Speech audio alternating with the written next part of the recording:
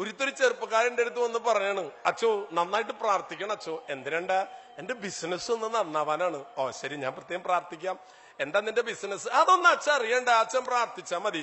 അതല്ലടാ, നിയോഗം വെച്ചിട്ട് പ്രാർത്ഥിക്കാൻ വേണ്ടിയിട്ടാണ്. നീ കാര്യം പറ, എന്താ നിന്റെ നിയോഗം? എന്താ നിന്റെ ബിസിനസ്? ബിസിനസ് അച്ഛൻ പ്രാർത്ഥിച്ച ഭയങ്കര മോശപ്പോ ബിസിനസ്. ആഹാ, ഞാൻ പ്രാർത്ഥിക്കാം. നീ കാര്യം പറ, എന്താ നിന്റെ ബിസിനസ്? അച്ഛൻ പ്രാർത്ഥിച്ചാൽ മതി, ഭയങ്കര മോശച്ച. ഞാൻ നിന്റെ കാര്യം ബിസിനസ് എന്താന്ന് പറയാണ്ട് പ്രാർത്ഥിക്കുന്ന പ്രശ്നമില്ല. അല്ല, എന്റെ ബിസിനസ് അങ്ങനെ ഒരു വലിയ ബിസിനസ്. എന്താ നിന്റെ ബിസിനസ്? മോശനച്ച ബിസിനസ് പറയടാ. എനിക്ക് ഈ ശവപ്പെട്ടി ഉണ്ടാക്കണ ബിസിനസ്സനച്ചാ, അതിപ്പോ വളരെ മോശമാണ്. അപ്പൊ ഞാൻ നിനക്ക് വേണ്ടി പ്രാർത്ഥിക്കണല്ലേ. അപ്പൊ അതാണ് മനുഷ്യൻ. അതായത് ആരെ ശവപ്പെട്ടിലാക്കിയാലും കുഴപ്പമില്ല, എന്റെ ബിസിനസ് നന്നാവണമെന്ന്. സഹോദരങ്ങളെ, ദൈവത്തിന്റെ സന്നദ്ധി ചെന്നാലേ ഇന്നു മുതലേ തരാന്ന് പറയാന്നൊരു തീരുമാനം എടുക്ക്. കൊടുക്കലാണ് പ്രിയമുള്ളവരെ സമ്പത്ത്. നമുക്ക് കിട്ടുന്നത് മുഴുവൻ നമുക്ക് ഭാരമായിട്ട് തീരുള്ളൂ. കൊടുത്തു നോക്കിയേ. കൊച്ചോസേ ചിറ്റലപ്പള്ളിയിൽ നിങ്ങൾ കേട്ടില്ലേ? അദ്ദേഹം 1000 കോടി രൂപയാണ് ഒരു വർഷം 1000-ൽ കൂടുതലായി ഇപ്പോ. പക്ഷെ അദ്ദേഹം സന്തോഷിക്കുന്നത് കോടികൾ സമ്പാദിക്കുന്നതിലല്ല. അദ്ദേഹം വിളിച്ചിട്ടുണ്ട്, ഫാദർ ഞാൻ കൊച്ചോസേ ചിറ്റലപ്പള്ളി. ഞാൻ പറഞ്ഞു, ഓക്കെ, ഏത് ഹോസ്പിറ്റലാണ്, ആരാണ് കിഡ്നി തരുന്നത്? അയ്യോ, ഞാൻ കൊച്ചോസേ ചിറ്റലപ്പള്ളി. ഓക്കെ, തന്നെ വീട് എവിടെയാണ്? എനിക്കറിയില്ല. പലരും അച്ഛോ ഞാൻ വീഗാടിന്റെ. എന്താ കാര്യം? അച്ഛൻ കൊടുത്തുപോലെ ഞാനൊരു കിഡ്നിയെ കൊടുക്കാം ആർക്കെങ്കിലും.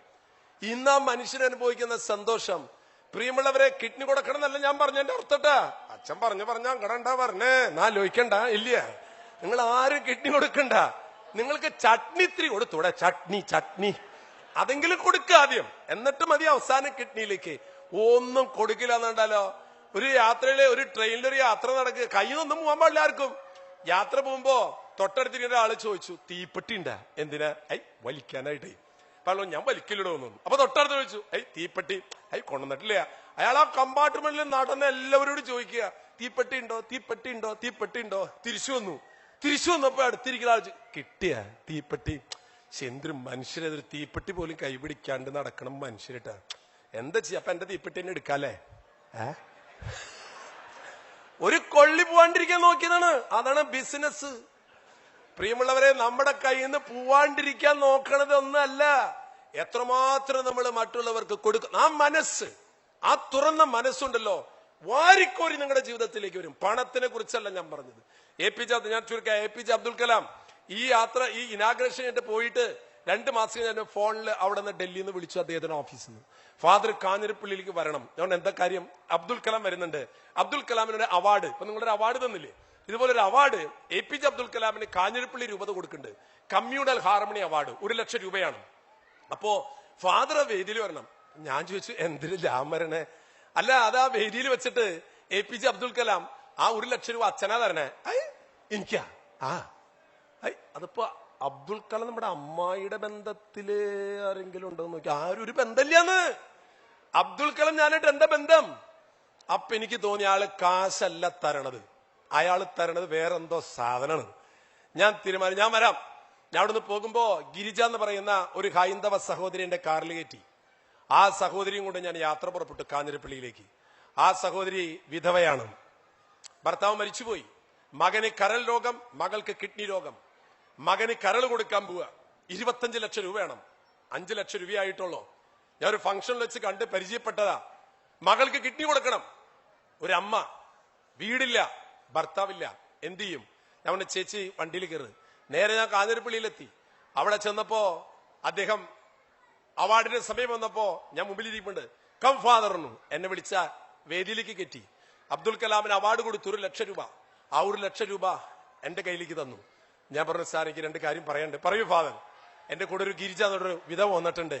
ആ വിധവ 4 ദിവസം കഴിഞ്ഞ കരള് മുറിച്ചു കൊടുക്കുക. 14 മണിക്കൂറാണ് പ്രിയമുള്ളവരെ മലന്ന് കിടക്കുക. ഈ കൂമ്പിന്ന് അങ്ങോട്ട് കീറിയാൽ ഈ പള്ള വഴിക്ക് അങ്ങോട്ട് പോകും.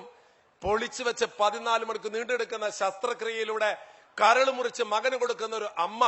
ഞാനിപ്പോ നിങ്ങളോട് പറയുമ്പോ 4 ദിവസം മുമ്പ് ഈ വയറ്റിൽ നിന്ന് പുറത്തു വന്ന 2 കുട്ടികളെ പൊക്കിള് കൂടി മുറിച്ചിട്ട് ആ വാക്കത്തി കൊണ്ട് എന്നെ കഴുത്ത് മുറിച്ച അമ്മയും ജീവിക്കുന്നുണ്ട് ഈ ലോകത്തിൽ എന്നുള്ള കാര്യം നമ്മൾ മറക്കരുത് പ്രിയമുള്ളവർ. ഇങ്ങനെയുണ്ട് മനുഷ്യരെ. സാധിക്കില്ലേ പ്രിയമുള്ളവരെ? സാധിക്കും, നമുക്ക് സാധിക്കും. ഞാൻ ആ അമ്മയെ കൊണ്ടുപോയിട്ട് പറഞ്ഞു, ഇദ്ദേഹത്തിന്, ഈ സഹോദരിക്ക് ഞാൻ 1 ലക്ഷം കൊടുക്കാണ്. APJ അബ്ദുൽ കലാം പറഞ്ഞു, വെരി ഗുഡ് ഫാദർ. ഞാൻ അവിടെ ചെല്ലവരോട് ഈ സഹോദരിയുടെ കഥ പറഞ്ഞിട്ട് പറഞ്ഞു, പത്രത്തിൽ എഴുതിയ സഹോദരങ്ങളെ, മനുഷ്യൻ അറിയട്ടെ, മനുഷ്യന്റെ കരുണ പ്രവഹിക്കട്ടെ. പിറ്റേ ദിവസം മീഡിയകളിലൊക്കെ വാർത്ത വന്നു. 3 ആഴ്ച കഴിഞ്ഞപ്പോൾ ഈ ഗിരിജ എന്ന് പറയുന്ന സഹോദരിയുടെ അക്കൗണ്ടിലേക്ക് വന്നത് 1,04,00,000 രൂപയാണ്. 3 ആഴ്ച കൊണ്ട്. മനുഷ്യരുണ്ട് പ്രിയമുള്ളവർ ഈ ലോകത്തില്.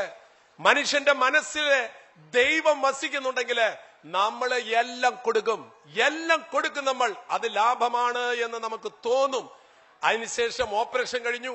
40 ലക്ഷം രൂപ ആ മകന്റെ പേരിൽ ഡെപ്പോസിറ്റ് ചെയ്തു. ഗിരിജ എന്ന് പറയുന്ന ചേച്ചിക്ക് 25 ലക്ഷം വീട് വാങ്ങിച്ചു കൊടുത്തു. 15 ലക്ഷം ആ ചേച്ചിയുടെ ഡെപ്പോസിറ്റ് ഇട്ടു. ആ മകൾക്ക് 10 ലക്ഷം ഇട്ടു.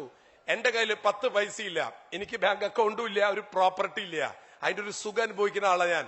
പക്ഷെ ഇന്ന് ആ സഹോദരിയുടെ കയ്യിൽ പണം എല്ലാം കൊടുത്തു, എന്റെ കയ്യിൽ ഒന്നുമില്ല. എന്താ സുഖം?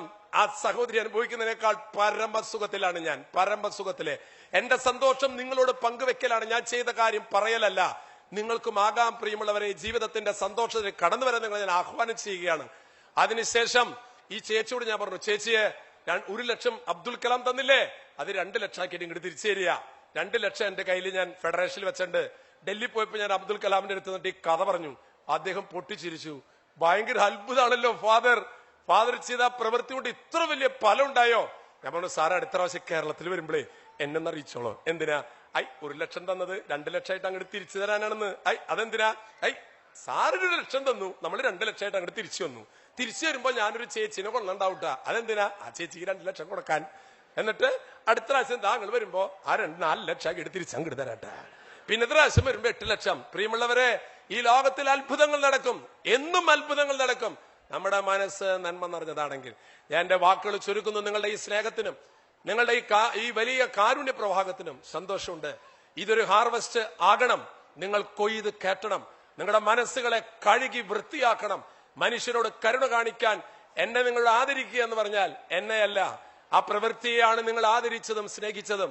അങ്ങനെ ആദരിക്കുകയും സ്നേഹിക്കുന്നുണ്ട് എങ്കിൽ നിങ്ങൾ തന്ന തുകയുണ്ടല്ലോ, ഞാൻ ആരുടെയും അവാർഡ് വാങ്ങിച്ച ആ തുക ഞാൻ കൊണ്ടുപോകാറില്ല. ആ തുക ഇവിടെ അച്ഛന്റെ കയ്യിൽ ഞാൻ ഏൽപ്പിക്കും. ഇവിടെ വന്നുകൂടിയിരിക്കുന്ന എല്ലാവരും കേട്ടല്ലോ, നിങ്ങള് 10 ദറംസ് വെച്ച് അച്ഛന്റെ കയ്യിൽ കൊടുക്കുക, ഈ അക്കൗണ്ടിലേക്ക് കൊടുക്കുക, ഈ തുകയിൽ വെക്കുക. എന്നിട്ട് ഇവിടെ ഒരു കിഡ്നി രോഗി കഷ്ടപ്പെടുന്നു, അവൻ മരണത്തോട് മല്ലടിക്കുന്നു, അവൻ അത്ര അർഹതപ്പെട്ട വ്യക്തിക്ക് അത് നിങ്ങൾ കൊടുക്കുമ്പോൾ നിങ്ങൾ കൊയ്ത് കേറ്റും പ്രിയമുള്ളവരെ ജീവിതത്തിൽ. അതുകൊണ്ട് ഈ പൈസ ഞാൻ ഇവിടെ വെക്കുകയാണ്. എന്നെ കേട്ട എല്ലാവരും അച്ഛന്റെ കയ്യിൽ എനിക്ക് അത്രയൊന്നും എനിക്ക് അറിയില്ല. പക്ഷെ അതിനുവേണ്ടി ദൈവം ഒരു മനുഷ്യനെ നിശ്ചയിച്ചിട്ടുണ്ടാവും. ആ ആൾ ആരാണെന്ന് പോലും എനിക്കറിയില്ല. അങ്ങനെ വേണം. ചെതൽ പിടിക്കാത്ത, കള്ളം കൊണ്ടുപോകാത്ത സമ്പത്ത് സമ്പാദിക്കണം നമ്മൾ മരിച്ചു പോകുമ്പോ മക്കൾക്ക് കൊടുത്തതിന്റെ കണക്കൊന്നും സ്വർഗരാജ്യത്തിൽ എഴുതി വെച്ചിട്ടുണ്ടാകില്ല. ഈ UAE നിങ്ങൾ എന്ത് സമ്പാദിച്ചു എന്നുള്ളത് സ്വർഗത്തിൽ എഴുതില്ല. മനുഷ്യന്റെ ഹൃദയത്തിൽ സമ്പത്ത് സമ്പാദിക്കണം പ്രിയമുള്ളവരെ. മനുഷ്യന്റെ ഹൃദയമാണ് ബാങ്ക്. ഓരോ മനുഷ്യനും നമ്മൾ ചെയ്യുന്ന നന്മ പ്രവർത്തികൾ അവന്റെ ഹൃദയത്തിൽ ചെന്നാൽ പേരിൽ ഡെപ്പോസിറ്റ് ചെയ്യും ഈശ്വരന്റെ ദൈവത്തിന്റെ സന്നദ്ധിയിൽ. എന്റെ വാക്കുകൾ ഞാൻ ചുരുക്കുന്നു. സന്തോഷമുണ്ട്, തികഞ്ഞ സന്തോഷമുണ്ട്.